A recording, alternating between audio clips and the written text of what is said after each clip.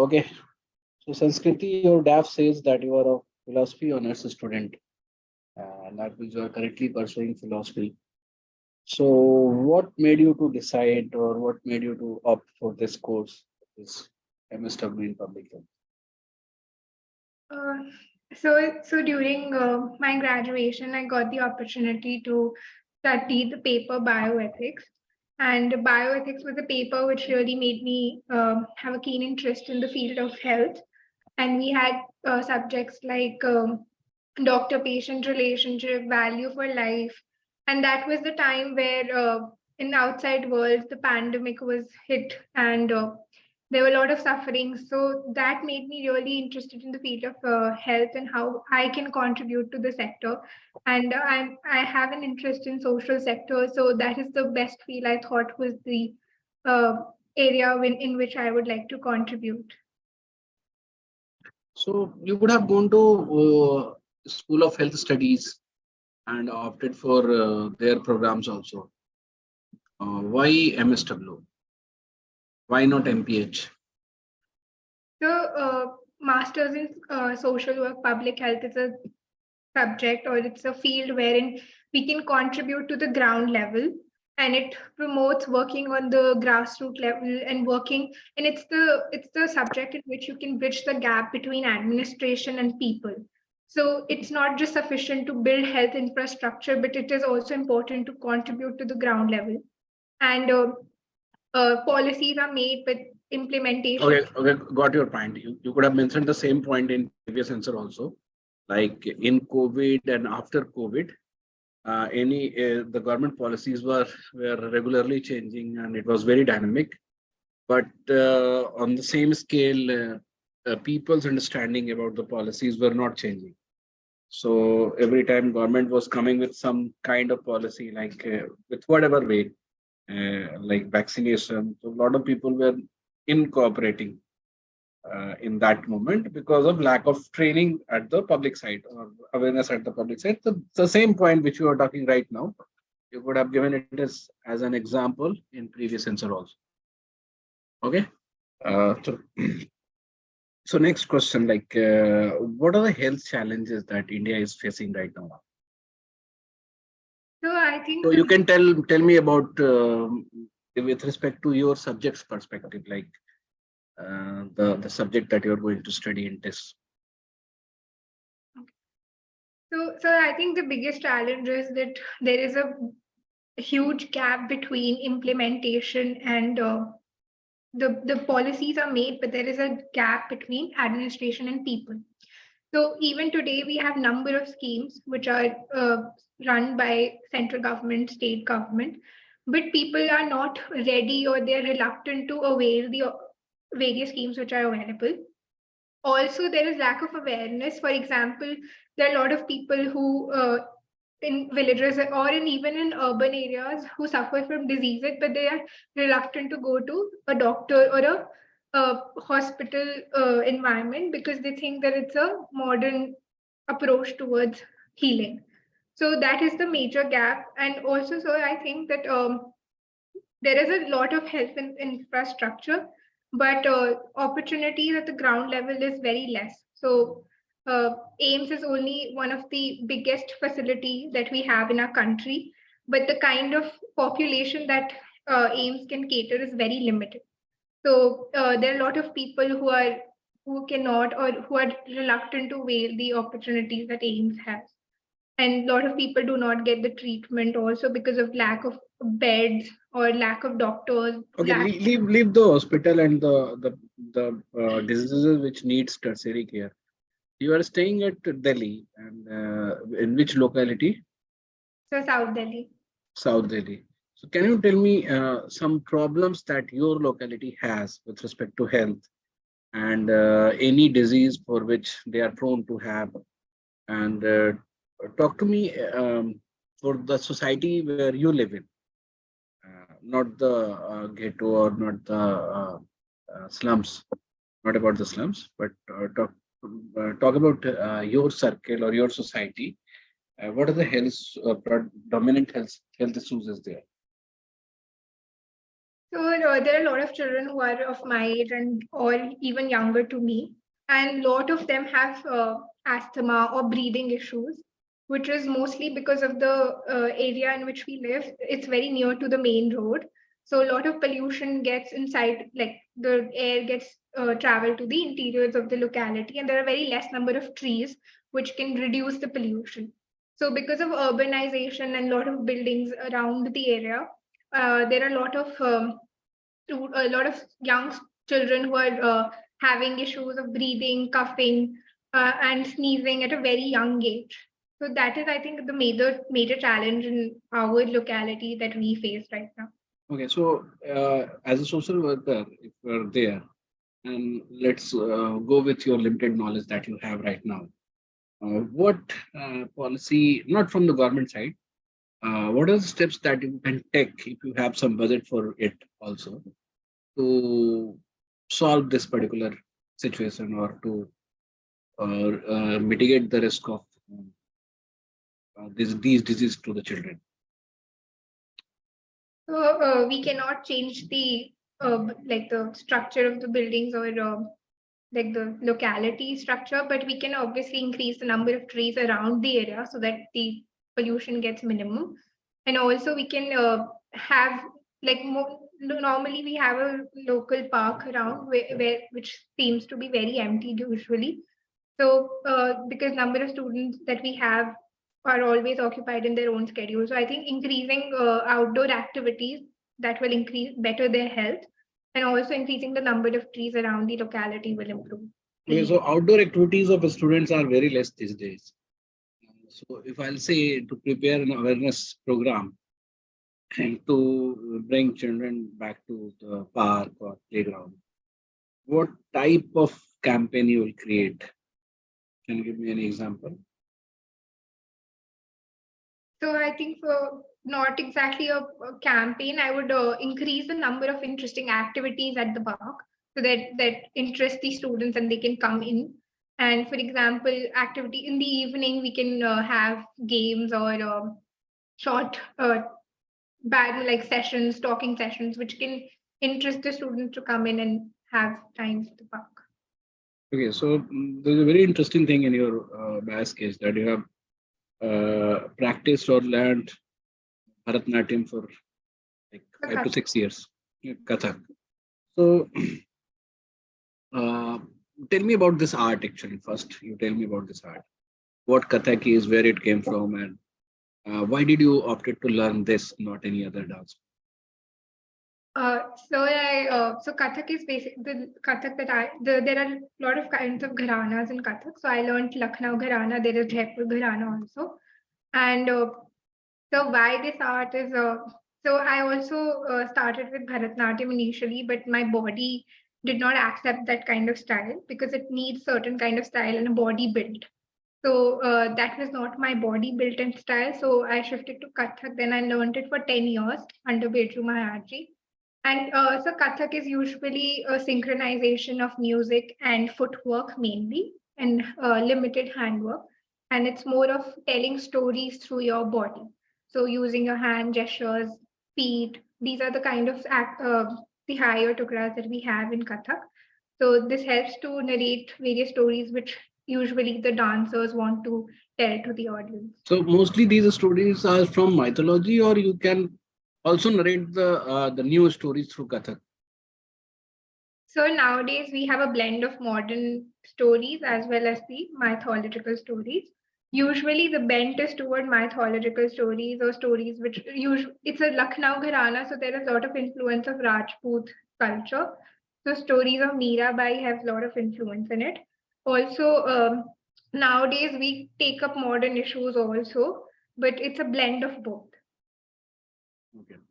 So there are two things which is very different in you, which is one is your philosophy honors, and second is your dance classes or the dance art that you have. Tell me one by one how these two will help you in this subject and further in your career. So firstly, dance. Dance is something that is all it has been part of my life for past 10 years. So it has always influenced me to be calm, to be flexible at times.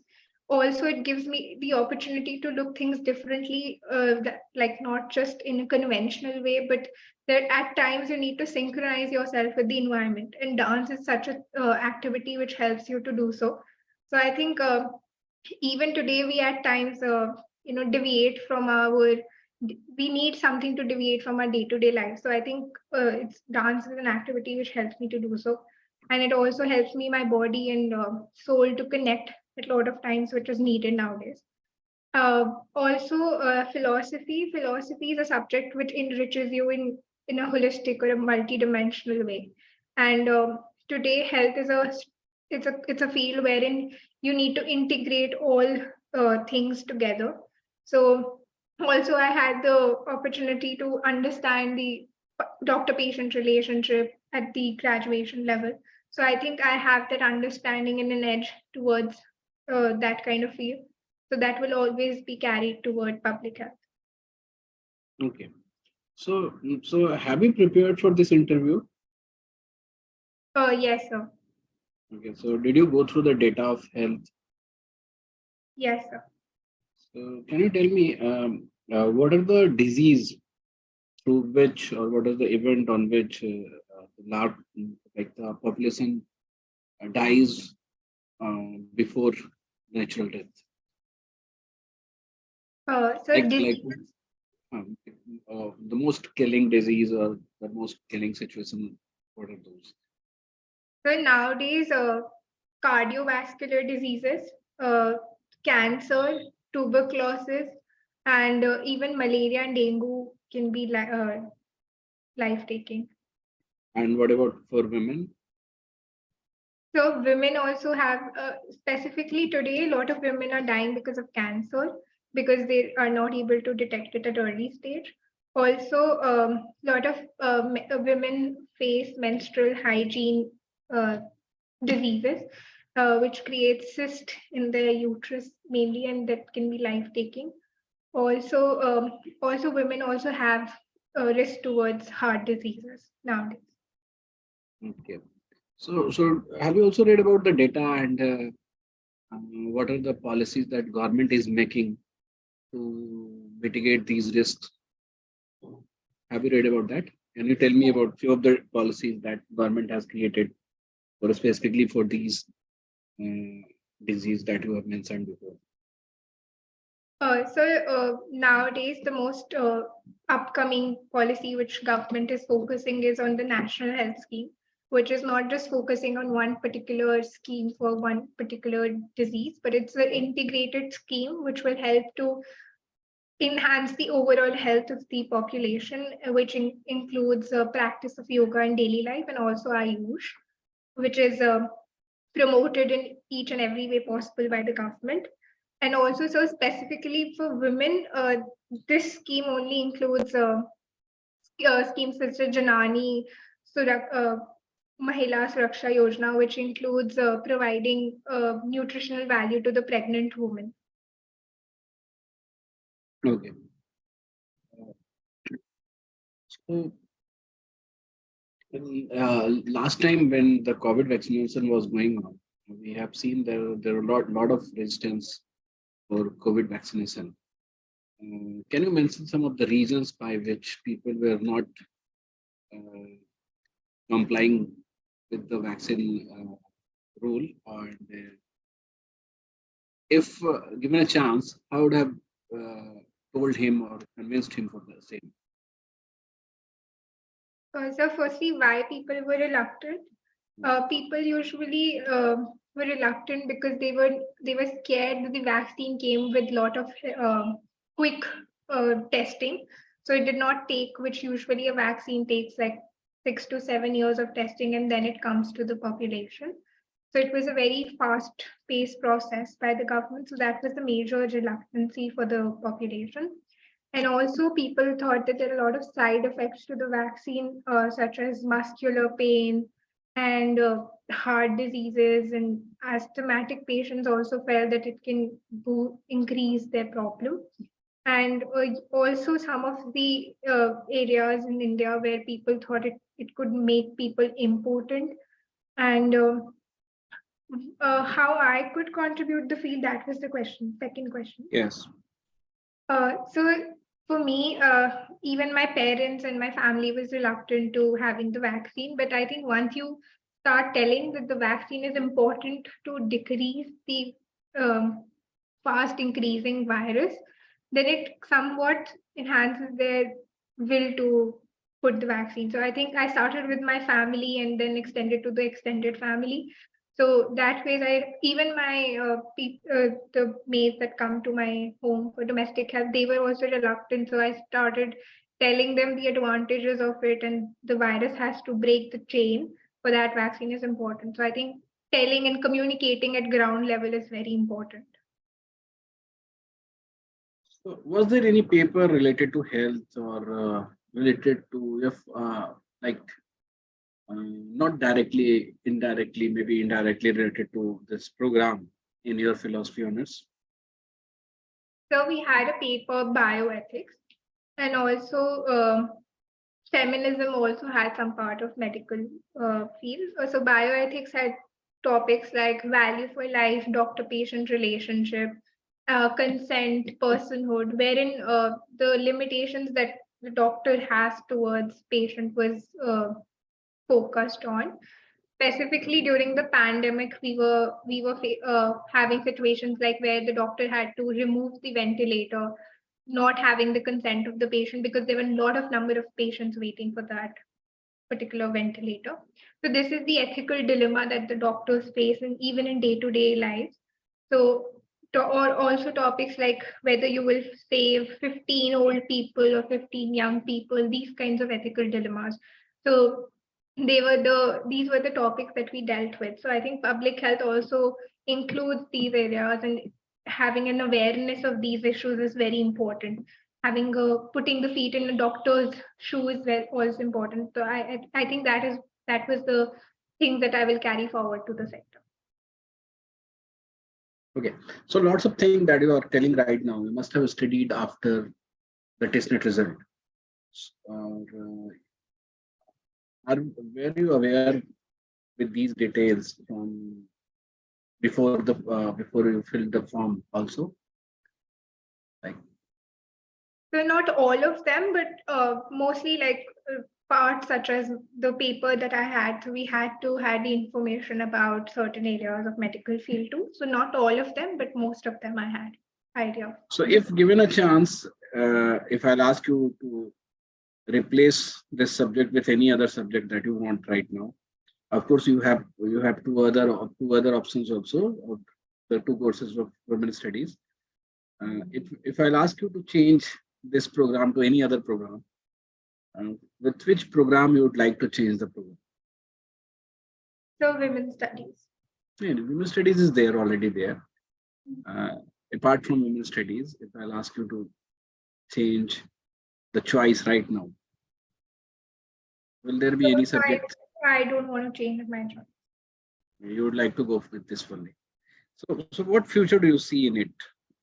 Like, what you will be doing ahead after 5 year or 10 year down the line? So I think today we are at a level wherein there are a lot of things that have to be put in ground level. So social work is a very upcoming field, and it has a lot of opportunity for people to work at the ground or the ground zero level. So as a social worker, I would like to work and bridge the gap between administration and people. And my immediate goal is to do a PhD in a research work. And further, I would like to work with NGOs and organization wherein I can work with people and have a better life in their field.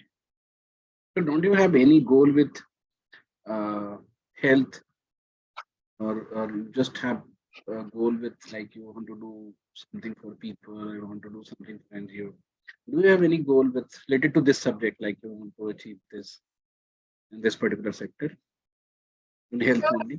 yes, so specifically in health, I would like to work for women and children, and for women specifically menstrual hygiene, because I think it's very important, and usually women ignore that and they do not consider that as their topmost priority. So specifically in this field, I would like to work for nutritional value for children. Okay. So lastly, I'll tell, make some goal related to the subjects also. Like you could have seen the same thing. Like I wish that after 10 years, no one from the India, yeah, large population of Indian women, large person would know about this due to my effort or due to collective effort of all the public health practitioners. Or you could have we could have made some similar goals that you want to achieve. Of course, it may be infeasible, but there must be a goal. Okay. So thank you. Thank you very much. Thank you.